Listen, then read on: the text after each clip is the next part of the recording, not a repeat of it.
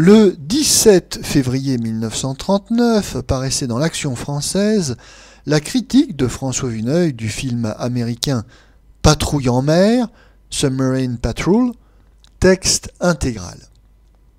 Les communiqués de publicité ont dit sereinement que Patrouille en mer couronnait l'œuvre de John Ford, l'auteur du Mouchard, de Toute la ville en parle, de La patrouille perdue.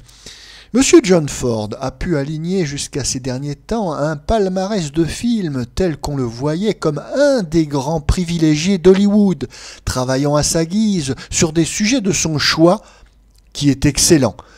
Mais Monsieur John Ford, depuis, a dû se soumettre à la règle commune. Il a signé des spectacles fort secondaires. Patrouille en mer est davantage de cette série que de celle de La patrouille perdue. Le thème, montrant des épisodes maritimes de la Grande Guerre dans les brumes de l'Atlantique, était de ceux que M. John Ford traite avec le plus de talent.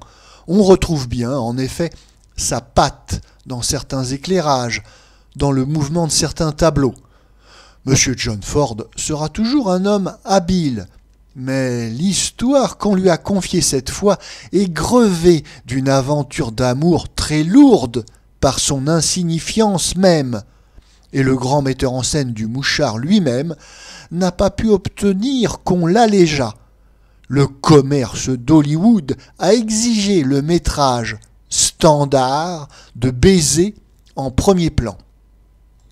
Il est un peu dommage de voir un des plus intéressants artistes du cinéma de Californie perdre ainsi son temps à des besognes que cent autres feraient à peu près aussi bien que lui.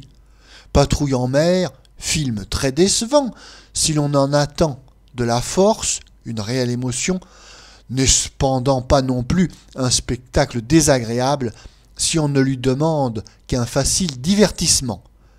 L'interprétation, dans son ensemble, est un peu appuyée.